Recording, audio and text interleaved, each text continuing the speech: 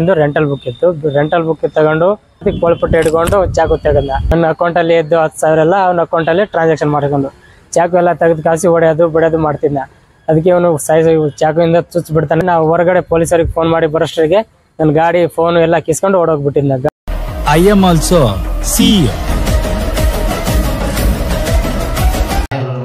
Welcome back to the channel. So ಇವು vlogs ಹೇಗಿದ್ದೀರಾ? I think ಎಲ್ಲರೂ ಚೆನ್ನಾಗಿದ್ದೀರಾ ಅನ್ಕೊಳ್ತೀನಿ.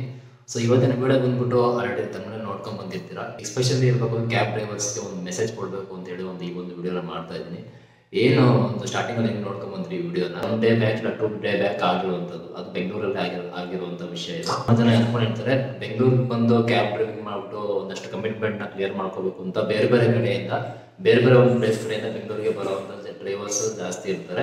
ಸೊ ಅವ್ರಿಗೆ ಗೊತ್ತಿರೋದಿಲ್ಲ ಡ್ರೈವಿಂಗ್ ಫೀಲ್ಡ್ ಬರಬೇಕು, ದುಡ್ಡು ಮಾಡಬೇಕು ಅನ್ನೋದೊಂದು ಮಾತ್ರ ಗೊತ್ತಿರುತ್ತೆ. ಆದರೆ ಎಷ್ಟು ರಿಸ್ಕ್ ಇದೆ ಡ್ರೈವಿಂಗ್ ಕೆಲಸ ಮಾಡೋದು, ಎಷ್ಟು ರಿಸ್ಕ್ ಇದೆ ಡ್ರೈವಿಂಗ್ ಕೆಲಸ ಮಾಡೋದ್ರಿಂದ ಏನೇನು ಪ್ರಾಬ್ಲಮ್ಸ್ಗಳಿದ್ದಾವೆ ಅನ್ನೋದು ಸುಮಾರು ಜನ ತಲೆಯಲ್ಲಿ ಅದನ್ನು ಯೋಚನೆ ಕೂಡ ಮಾಡೋದಿಲ್ಲ. ಸೊ ಅಂಥವ್ರಿಗೆ ಈ ಒಂದು ವಿಡಿಯೋ ಯೂಸ್ಫುಲ್ ಆಗುತ್ತೆ. ವಿಡಿಯೋ ಶುರು ಮಾಡೋದಕ್ಕಿಂತ ಮುಂಚೆ ನೀವು ಏನಾದ್ರು ನಮ್ಮ ಚಾನಲ್ ಮೊದಲ ಸರಿ ನೋಡ್ತಾ ಇದ್ದೀರಾ ಅಂತಂದರೆ ಚಾನಲ್ ಸಬ್ಸ್ಕ್ರೈಬ್ ಮಾಡ್ಕೊಂಡು ನೋಡ್ತಾ ಇದ್ರೆ ದಯವಿಟ್ಟು ಚಾನಲ್ ಸಬ್ಸ್ಕ್ರೈಬ್ ಮಾಡ್ಕೊಂಡು ವಿಡಿಯೋನ ಕೊನೆವರೆಗೂ ನೋಡಿ. ಬನ್ನಿ ಸ್ನೇಹಿತರೆ ವಿಡಿಯೋನ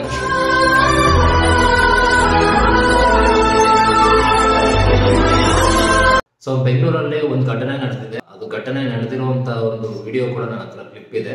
ಸೊ ಅದನ್ನ ಕ್ಲಿಪ್ಪನ್ನು ನಿಮ್ಗೆ ಹಾಕ್ತೀನಿ. ಅದು ಹಾಕೋದಕ್ಕಿಂತ ಮುಂಚೆ ಏನಪ್ಪ ಅಂತ ಹೇಳಕ್ಕೆ ಇಷ್ಟಪಡ್ತೀನಿ ಅಂತ ಹೇಳಿದ್ರೆ, ಪ್ರತಿಯೊಬ್ಬ ಡ್ರೈವರ್ ಕೂಡ ಯಾರೇ ಒಂದು ಕ್ಯಾಬ್ ಡ್ರೈವರ್ ಆಗಿರ್ಬೋದು, ಕ್ಯಾಬ್ ಡ್ರೈವರ್ ಅಂತಾನೆ ಅಲ್ಲ, ಆಟೋ ಡ್ರೈವರ್ಸ್ ಆಗಿರ್ಬೋದು, ಕ್ಯಾಬ್ ಡ್ರೈವರ್ಸ್ ಅಂತ ಮಾತ್ರನೇ ಅಲ್ಲ, ಆಟೋ ಡ್ರೈವರ್ಸ್ ಆಗಿರ್ಬೋದು ಅಥವಾ ಫುಡ್ ಡೆಲಿವರಿ ಯಾರೇ ಆಗಿರ್ಬೋದು, ನೈಟ್ ಡ್ಯೂಟಿ ಕೆಲಸ ಮಾಡೋಂಥ ಆಗಿರ್ಬೋದು, ಬೆಳಗ್ಗೆ ಹೊತ್ತು ಕೆಲಸ ಮಾಡೋಂಥವ್ರು ಆಗಿರ್ಬೋದು. ಸೊ ಏನಪ್ಪ ಹೇಳ್ತೀನಿ ಅಂತ ಹೇಳಿದ್ರೆ, ನೀವು ಕೆಲಸ ಮಾಡ್ತೀರಾ ಆದಷ್ಟು ಸೇಫ್ಟಿ ಮೆಜರ್ಮೆಂಟ್ಸ್ ಏನಿರುತ್ತೆ ಅದನ್ನು ತಗೊಂಡು ದಯವಿಟ್ಟು ಕೆಲಸ ಮಾಡಿ. ನೆಗ್ಲೆಕ್ಟಾಗಿ ಮಾಡೋಕೆ ಹೋಗ್ಬೇಡಿ. ಇಬ್ಬರು ನನಗೆ ಯಾರು ಏನು ಮಾಡ್ತಾರೆ, ಏನು ಎತ್ತ, ನಾನು ಹಂಗೆ ಹಿಂಗೆ ಅಂತ ಅಂದ್ಕೊಂಡ್ರೆ ನಾವು ಅಂದ್ಕೊಳ್ಳೋದು ಒಂದು ಅಲ್ಲ, ಆಗೋದು ಇನ್ನೊಂದು. ಸೊ ಈ ಒಂದು ವಿಡಿಯೋನ ಕ್ಲಿಪ್ನ ಹಾಕ್ತೀನಿ, ಅದು ಒಂದು ವಿಡಿಯೋನ ಹಾಕ್ತೀನಿ, ನೋಡ್ಕೊಂಡ್ಬನ್ನಿ. ಬೆಂಗಳೂರಲ್ಲಿ ಕ್ಯಾಬ್ ಓಡಿಸ್ತಾ ಇದ್ದೆ. ನಮ್ಮ ಹತ್ರದಲ್ಲಿ ಬುಕ್ಕಿಂಗ್ ಬಂದಿತ್ತು ಒಂದು ಲಾಲ್ಬಾಗ್ ಹತ್ರ, ನನ್ನ ಇದು ವಿಲ್ಸನ್ ಗಾರ್ಡನ್ ಹತ್ರ. ಬೆಳಗ್ಗೆ 4 ಗಂಟೆಗೆ 6 ತಾಸಿಂದು ರೆಂಟಲ್ ಬುಕ್ ಇತ್ತು. ರೆಂಟಲ್ ಬುಕ್ ತಗೊಂಡು ಅವರಿಗೆ ಎಲ್ಲೆಲ್ಲಿ ಇರಬೇಕು ಅಲ್ಲೆಲ್ಲಿ ಕರ್ಕೊಂಡೋಗಿದ್ವಿ. ಆಮೇಲೆ ಅವ್ರು ಏನಂದ್ರು ನಂದಿ ಬೆಟ್ಟ ಕರ್ಕೊಂಡೋಗಂತ ಹೋಗಿದ್ರು. ನಂದಿ ಬೆಟ್ಟ ಹತ್ರ ಬಂದಿದ್ವಿ. ನಂದಿ ಬೆಟ್ಟ ಎಲ್ಲ ತಿರ್ಸ್ಕೊಂಡು ಹಾಸಿ ವಾಪಸ್ ಬರುವಾಗ ಡಾಬಾದಲ್ಲಿ ಸೈಡ್ ಹಾಕಿ ಊಟ ಮಾಡಿದೆ ಅಂತ ಹೇಳಿದ್ರು ಕಸ್ಟಮರು. ಆಗ ಊಟ ಮಾಡ್ತಾರೆ ಅಂತ ನಾನು ಸೈಡ್ ಹಾಕಿ ಡಾಬಾದಲ್ಲಿ ಹಾಕಿ ಅವ್ರಿಗೆ ಊಟ ಮಾಡಿಸಿದೆ. ಊಟ ಮಾಡಿಸಾದ್ಮೇಲೆ ಅವರು ಫೋನ್ ಪೇ ಮಾಡಂತ ಇದು ಆವಾಜ್ ಹಾಕಿದ್ರು. ಸರ್ ನಾ ಫೋನ್ ಪೇ ಮಾಡಲ್ಲ, ನನ್ನ ಹತ್ರ ಇಲ್ಲ ಅಂತ ಹೇಳಿದ್ನೆ. ನನ್ನ ಹತ್ರ ಹೇಳಿಗಾತಿ ಕೋಳ್ಪಟ್ಟೆ ಹಿಡ್ಕೊಂಡು ಚಾಕು ತೆಗೆದ. ಯಾಕೆ ಫೋನ್ ಕೊಡಲ್ಲ ಅಂತ ಫೋನ್ ಕಸ್ಕೊಂಡು ಕಾಸಿ ಫೋನಲ್ಲಿ ಫೋನ್ ಪೇ ಎಲ್ಲ ತೆಗೆದು ಪಿನ್ ಎಲ್ಲ ತಿಳಿದು ಕಾಸಿ ಫೋನ್ ಪೇ ಮಾಡ್ಕೊಂಡ್ರು. ನನ್ನ ಅಕೌಂಟಲ್ಲಿ ಇದ್ದು 10,000 ಎಲ್ಲ ಅವನ ಅಕೌಂಟಲ್ಲಿ ಟ್ರಾನ್ಸಾಕ್ಷನ್ ಮಾಡ್ಕೊಂಡು ಚಾಕು ಎಲ್ಲ ತೆಗೆದು ಕಾಸಿ ಹೊಡೆಯೋದು ಬಿಡೋದು ಮಾಡ್ತಿದ್ದ. ಅದಕ್ಕೆ ಅವನು ಚಾಕುವಿಂದ ಚುಚ್ಚಿ ಬಿಡ್ತಾನೆ ಅಂತ ನಾ ಅಲ್ಲಿಂದ ಈಗ ಅವನು ತಪ್ಸ್ಕೊಂಡು ಕಾಸಿ ಕಾಸಿ ಪೊಲೀಸರಿಗೆ ಫೋನ್ ಮಾಡಿ ಕರೆದು ಕಾಸಿ ಗಾಡಿ ಇಡಿಸಿದೆ ಅವರಿಗೆ. ಗಾಡಿ ಕೂಡ ಆಮೇಲೆ ನಾವು ಹೊರಗಡೆ ಪೊಲೀಸರಿಗೆ ಫೋನ್ ಮಾಡಿ ಬರೋಷ್ಟಿಗೆ ನನ್ನ ಗಾಡಿ ಫೋನ್ ಎಲ್ಲ ಕಿಸ್ಕೊಂಡು ಓಡೋಗ್ಬಿಟ್ಟಿದ್ದ. ಗಾಡಿನೂ ತಗೊಂಡು ಹೋಗ್ಬಿಟ್ಟಿದ್ದ ಅವನು. ಗಾಡಿ ಎಲ್ಲಿ ಸಿಕ್ತೀಗ? ಹೆಂಗೆ ಅದು ಇದು ಹೋದ ಶುಕ್ರವಾರ ಒಂದು ವೀಕ್ ಆಯ್ತು. ಹೋದ ಫ್ರೈಡೇ ಆಗಿತ್ತು. ಈ ಫ್ರೈಡೇಲಿ ಗಾಡಿ ಸಿಕ್ಕಿದೆ. ಅವತ್ತೇ ಅವ್ನು ತಗೊಂಡೋಗಿದ್ದ ಗಾಡಿ. ಒಂದು 25 ಕಿಲೋಮೀಟರ್ ಹೋಗಿದ್ದು ಕಂಪ್ಲೇಂಟ್ ಮಾಡಿದಲ್ಲ, ಟ್ರ್ಯಾಕ್ ಮಾಡಿ ಅವರಿಗೆ ಹಿಡಿದು 25 ಕಿಲೋಮೀಟರ್ ದೂರ ಹೋಗಿದ್ರೆ ಪೊಲೀಸರಿಗೆ ಕಂಪ್ಲೇಂಟ್ ಮಾಡಿದಾಗ ಸರ್ ಅವರು ಟ್ರ್ಯಾಕ್ ಮಾಡಿ ಹಿಡಿದು ಕಾಸಿ ಅವ್ರಿಗೆ ತಗೊಂಡ್ಬಂದ್ರು. ಗಾಡಿ ಮತ್ತು ಅವನು ಸಿಕ್ಕಿದ್ದಾನೆ. ಇವ್ರು ಕಸ್ಟಮರ್ ರೀತಿನೇ ಬಂದಿದ್ರ ನಿಮ್ ಜೊತೆ? ಕಸ್ಟಮರ್ ನಮ್ಮ ಹತ್ರದಲ್ಲೇ ಬುಕ್ ಮಾಡಿದ್ರು ಅವರು. ಎಲ್ಲಿಂದ ಬಂದಿದ್ರು ಅವ್ರು? ಎಲ್ಲಿ? ಅದು ಲಾಲ್ಬಾಗ್ ಹತ್ರ ವಿಲ್ಸನ್ ಗಾರ್ಡನ್. ಎಷ್ಟು ಜನ ಇದ್ರು ಅವರು? ಒಬ್ಬನೇ ಇದ್ನ ಅವನು. ಒಬ್ಬನೇ? ಚಾಕು ಎಲ್ಲ ಇತ್ತು? ಚಾಕು ಇತ್ತು. ಚಾಕು ಎಲ್ಲ ತೆಗೆದು ಗಾಡಿ ಎಲ್ಲ ಕಿಸ್ಕೊಂಡು ಓಡೋಗಿದ್ನು. ನಿಮ್ಗೆ ಈ ರೀತಿ ಯಾವತ್ತನ ಅನುಭವ ಆಗಿತ್ತ? ನೀವು ಎಷ್ಟು? ಯಾವತ್ತೂ ಆಗಿಲ್ಲ. 5 ವರ್ಷದಿಂದ ಗಾಡಿ ಓಡಿಸ್ತಾ ಯಾವತ್ತೂ ಆಗಿಲ್ಲ. ಇದೇ ಫಸ್ಟ್ ಆಗಿದ್ದು ನಮ್ಗೆ. ಅವನೇನೋ ಗಾಂಜಾ ಗಿಂಜಾ ಹೊಡೆದಿದ್ದ? ಅವನು ದಾರು ಇದು ಸರಾಯನ್ ಕುಡ್ದಿರ್ಬೋದು, ಗಾಂಜಾ ಹೊಡೆದಿರ್ಬೋದು. ಹೋಟೆಲಲ್ಲೇ ಏನೇನು ಮಾಡಿದ್ ನಾನು ನೋಡಲಿಲ್ಲ. ನಾನು ಗಾಡಿಯಲ್ಲೇ ಕೂತಿದ್ದೆ. ಅವರು ಕಸ್ಟಮರ್ ಅಲ್ವಾ, ನಾನು ಬೇರೆ ಸೈಡ್ ಇದ್ದೆ, ಅವನು ಊಟ ಮಾಡ್ತಿದ್ದೆ. ಅಲ್ಲಿ ಏನೇನು ಮಾಡಿದ್ನ ನೋಡಿಲ್ಲ ನಾನು. ಗಾಡಿ ವಾಪಸ್ ಬಂದಿದೆ. ನನಗೆಲ್ಲ ಧೈರ್ಯ ಬಂದಿದೆ. ಗಾಡಿ ಹೊಸದೇ ತಗೊಂಡಿರೋದು ಗಾಡಿ ಸೆಕೆಂಡಿಗೆ. ಧೈರ್ಯ ಎಲ್ಲ ಬಂದಿದೆ ಇವಾಗ ಪೊಲೀಸರು ಹಿಡ್ಕೊಟ್ಟಿದ್ದಕ್ಕೆ. ರಾಯಚೂರಲ್ಲಿರೋದು, ಇಲ್ಲಿ ಕ್ಯಾಬ್ ಓಡಿಸೋಕೆ ಬಂದಿದೆ. ರವಿಕುಮಾರ್ ನಮ್ಮ ಹೆಸರು. ಇಲ್ಲಿ ಬೆಂಗಳೂರಲ್ಲಿ ಕ್ಯಾಬ್ ಓಡಿಸ್ತಾ ಇದೆ. ಸೊ ನೋಡಿದ್ರಲ್ಲ ಸ್ನೇಹಿತರೆ, ಸೊ ಬೆಂಗಳೂರಿನಲ್ಲೇ ಬೇರೆ ಕಡೆಯಿಂದ ಬಂದು ಬೆಂಗಳೂರಿನಲ್ಲಿ ಡ್ರೈವಿಂಗ್ ಕೆಲಸ ಮಾಡ್ತಿರೋಂಥ ಒಬ್ಬ ಡ್ರೈವರ್ಗೆ ಸ್ವತಃ ಇದು ಒಂದು ಎಕ್ಸ್ಪೀರಿಯನ್ಸ್ ಆಗಿದೆ, ಆಯ್ತಾ. ಸೊ ಇದೇ ಥರ ತುಂಬ ವರ್ಷಗಳಿಂದ ಈ ಥರದ್ದೇ ಬೇರೆ ಥರ ಹಾಡುಗಳು ನಡೀತಾನೆ ಇರುತ್ತೆ. ಸೊ ಅದರಲ್ಲಿ ಇದು ಒಂದು ಕೂಡ. ಸೊ ಈ ವಿಡಿಯೋ ನೋಡಿದ್ಮೇಲೆ ಆದರೂ ಒಂದಷ್ಟು ಜನ ಡ್ರೈವರ್ಸ್ ಎಚ್ಚರಿಕೆ ತಗೊಂಡು ಯಾರಿಗೆ ಏನು ನಂಬೋಕ್ಕಾಗಲ್ಲ.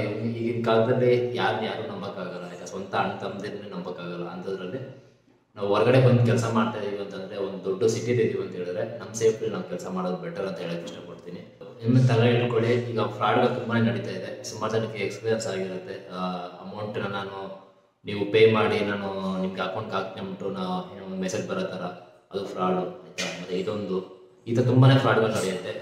ನೋಡಿಕೊಂಡು ಕೆಲಸ ಮಾಡಿ ಅಂತಲೇ ಹೇಳಿ ತುಂಬಾ ಈ ಥರ ಒಂದು ವಿಷಯಗಳು ನಡೀತಾ ಇರುತ್ತೆ. ಬಟ್ ನಮ್ಮ ಕ್ಯಾಬ್ ಫೀಲ್ಡಲ್ಲಿ, ಡ್ರೈವಿಂಗ್ ಫೀಲ್ಡಲ್ಲಿ ಅಂತೆಲ್ಲ ನಿಮಗೆ ಫುಡ್ ಡೆಲಿವರಿ ಮಾಡುವಂಥವ್ರು ಯಾರಾದರೂ ಈ ಒಂದು ವಿಡಿಯೋ ನೋಡ್ತಾ ಇದ್ರೆ, ಸೊ ಸುಮಾರು ಜನಕ್ಕೆ ಅಂಥವ್ರಿಗೂ ಕೂಡ ತುಂಬಾ ಪ್ರಾಬ್ಲಮ್ಸ್ಗಳಾಗುತ್ತೆ. ಈಗ ಲೊಕೇಶನ್ಗೆ ಹೋದ್ಮೇಲಿಂದ ಫುಡ್ ಇಸ್ಕೊಂಡು ಅಮೌಂಟ್ ಕೊಡದೆ ಕಳಿಸೋವಂಥದ್ದು ಆಯಿತಾ, ಫೇಕ್ ಬುಕ್ಕಿಂಗ್ ಮಾಡೋವಂಥದ್ದು. ಈಗ ಡೆಲಿವರಿ ಕೂಡ ಕೆಲವೊಂದು ರೋಡಲ್ಲಿ ಹೋಗ್ತಾ ಇರ್ತಾರೆ. ಆ ರೋಡಲ್ಲಿ ಏನಪ್ಪ ಅಂತ ಹೇಳಿದ್ರೆ ಬೆಂಗಳೂರಲ್ಲಿ ಗೊತ್ತಿರುತ್ತೆ, ಒಂದೊಂದು ರೋಡ್ ಚೆನ್ನಾಗಿರಲ್ಲ, ಒಂದು ಕಡೆ ಲೈಟ್ ಇರುತ್ತೆ, ಒಂದೊಂದು ಕಡೆ ಲೈಟೇ ಇರಲ್ಲ, ಕತ್ತಲಲ್ಲಿ ಹೋಗ್ಬೇಕಾಗುತ್ತೆ. ಆ ರೋಡಲ್ಲಿ ಹೋದ್ರೆ ಏನಾಗುತ್ತೆ, ವಾಪಸ್ ನಾವು ಬರ್ತೀವಿ ಇಲ್ವೋ ಅನ್ನೋದು ನಂಬಿಕೆ ಇರೋದಿಲ್ಲ ಆಯಿತಾ. ಆ ಥರ ರೋಡ್ಗೆ ಹೋದಾಗ ಅಲ್ಲೊಂದಷ್ಟು ಜನ ನಿಂತ್ಕೊಂಡು ಕುಡಿದುಬಿಟ್ಟಿರ್ತಾರೆ, ಡ್ರಗ್ಸು ಅದು ಇದು ತೊಗೊಂಡಿರ್ತಾರೆ. ಸೊ ಆ ಥರ ಮಾಡಿಕೊಂಡು ಗಾಡಿಗೆ ಕಿತ್ಕೊಳ್ಳೋದು, ಜೋಬಲ್ಲಿರೋ ದುಡ್ಡನ್ನ ಕಿತ್ಕೊಳ್ಳೋದು, ಫೋನ್ ಕಿತ್ಕೊಂಡು ಕಳಿಸೋದು. ಸೊ ಈ ಥರ ತುಂಬಾ ಘಟನೆಗಳು ನಡೀತಾನೆ ಇದ್ದಾವೆ. ಅದೇ ರೀತಿ ಈಗ ನಡೆದಿರುವಂಥದ್ದು ಪಾಪ ನಮ್ಮ ಏನು ನೋಡಿದ್ರೆ ವಿಡಿಯೋ ನೀವು, ಸೊ ಈ ವಿಡಿಯೋದಲ್ಲಿ ಇರುವಂಥ ಡ್ರೈವರ್ ಬಂದು ರಾಯಚೂರಿನವ್ರಂತೆ. ಸೊ ರಾಯಚೂರಿನವರು ಇದು ಬಂದು ನಿಮಗೆ ನಮ್ಮ ಏರಿಯಾದಲ್ಲಿ ರೆಂಟಲ್ಸ್ ಬುಕ್ಕಿಂಗ್ ಅಂತ ತೊಗೊಂಡಿದ್ದಾರೆ. ಸೊ ತೊಗೊಂಡು ಒಬ್ಬನೇ ಪ್ಯಾಸೆಂಜರ್ ಅಂತ ಬಂದಿರೋದು ನೋಡಿದ್ರ. ಸೊ ಅವ್ನು ಪ್ಯಾಸೆಂಜರ್, ನಮ್ಮ ಡ್ರೈವರ್ಗೆ ಗೊತ್ತಾಗೋದಿಲ್ಲ, ಪ್ಯಾಸೆಂಜರ್ ತಾನೇ ಅಮೌಂಟ್ ಕರ್ಕೊಂಡು ಹೋಗ್ತೀವಿ, ಅವ್ರು ಯಾವ ಥರ ತಿರುಗಿ ಅವ್ರ ಹತ್ರ ಏನಿರುತ್ತೆ ಏನಿರಲ್ಲ, ಚಾಕು ಗೀಕು ಆ ಥರದ್ದು ಅನ್ನೋದು ನಮಗೂ ಗೊತ್ತಿರೋದಿಲ್ಲ ಆಯಿತಾ. ಆದಷ್ಟು ಸೇಫ್ಟಿ ಮಾಡ್ಕೊಳ್ಳಿ. ಮತ್ತು ಇನ್ನೊಂದು ಏನಪ್ಪ ಅಂತ ಹೇಳಿದ್ರೆ, ಈಗ ಇನ್ನೊಂದು ವಿಡಿಯೋ ಮಾಡ್ಬೇಕಿತ್ತು ನಾನು. ಇವಾಗ ಒಂದು ಕಂಪಲ್ಸರಿ ಮಾಡಿದ್ದಾರೆ. ಏನಪ್ಪ ಅಂತಂದರೆ ಎಲ್ಲ ಕ್ಯಾಬ್ಗಳಲ್ಲೂ ಕೂಡ ಪ್ಯಾನಿಕ್ ಬಟನ್ ಅನ್ನೋದನ್ನು ಕಂಪಲ್ಸರಿ ಮಾಡಿದ್ದಾರೆ. ಅದೇನು ಕಂಪಲ್ಸರಿ ಮಾಡಿದ್ದಾರೆ ಅಂತ ಹೇಳಿದ್ರೆ ನೋಡಿ, ಈ ಥರದಕ್ಕೆಲ್ಲ ಯೂಸ್ಫುಲ್ ಆಗುತ್ತೆ ಆಯಿತಾ. ಸೊ ಈ ಥರ ಘಟನೆ ನಡೀತು ಅಂತಂದ್ರೆ ನೀವು ಆ ಒಂದು ಪ್ಯಾನಿಕ್ ಬಟನ್ ಡ್ರೈವರ್ ಸೈಡ್ ಇರುತ್ತೆ, ಪ್ಯಾಸೆಂಜರ್ ಸೈಡ್ ಇರುತ್ತೆ. ಸೊ ಯಾರಿಗೆ ತೊಂದರೆ ಆದರೂ ಕೂಡ ಆ ಒಂದು ಪ್ಯಾನಿಕ್ ಬಟನ್ನ ನೀವು ಪ್ರೆಸ್ ಮಾಡಿದ್ರೆ ನಿಮಗೆ ಆಟೋಮೆಟಿಕ್ ಪೊಲೀಸ್ ಕಂಟ್ರೋಲ್ ರೂಮ್ಗೆ ಹೋಗಿ ನಿಮ್ಮ ಲೊಕೇಶನ್ ಅವ್ರು ಟ್ರೇಸ್ ಮಾಡಿಕೊಂಡು ಅವರೇ ಬರ್ತಾರೆ. ನೀವು ಫೋನ್ ಮಾಡಬೇಕು ಅನ್ನೋದಿಲ್ಲ, ಏನಿಲ್ಲ, ಒಂದಷ್ಟು ಒಂದು ಪ್ಯಾನಿಕ್ ಬಟನ್ನ ಪ್ರೆಸ್ ಮಾಡೋದು ಸಾಕು. ಸೊ ಈ ಥರ ಪ್ರಾಬ್ಲಮ್ಸ್ಗಳಾದಾಗ ಅದು ಯೂಸ್ಫುಲ್ ಆಗುತ್ತೆ. ಸೊ ಅದು ನಿಮಗೆ ಕ್ಯಾಬ್ ಡ್ರೈವರ್ಸ್ ಯಾರಿಗೆ ಗೊತ್ತಿಲ್ಲ ಅಂತ ಹೇಳಿದ್ರೆ, ಈ ವರ್ಷ ಡಿಸೆಂಬರ್ ತನಕ ಒಂದು ಟೈಮ್ ಇದೆ ಅದನ್ನು ಹಾಕ್ಸ್ಕೊಳ್ಳೋದಕ್ಕೆ. ಆಮೇಲಿಂದ ಎಲ್ಲ ಪೊಲೀಸ್ಗಳು ಕೂಡ ಇಡ್ತಾರೆ ಕ್ಯಾಬ್ನ. ಸೊ ಪ್ಯಾನಿಕ್ ಬಟನ್ ಹಾಕ್ಸ್ಕೊಂಡಿಲ್ಲ ಅಂತ ಹೇಳಿದ್ರೆ ನಿಮಗೆ ಪೆನಾಲ್ಟಿ ಅನ್ನೋದನ್ನು ಹಾಕ್ತಾರೆ ಆಯಿತಾ. ಈ ವಿಡಿಯೋ ಇಲ್ಲಿಗೆ ಎಂಡ್ ಮಾಡ್ತೀನಿ ಸ್ನೇಹಿತರೆ. ವಿಡಿಯೋ ಬಗ್ಗೆ ಏನು ಅನ್ಸ್ಕೊಳ್ಳೋದನ್ನು ಕಮೆಂಟ್ ಮಾಡೋದನ್ನು ಮರಿಬೇಡಿ. ಮತ್ತೆ ಇನ್ನೊಂದು ವಿಡಿಯೋ ಸಿಗ್ತೀನಿ. ಅಲ್ಲಿ ಸಿಗೋಣ. Take care. Bye bye.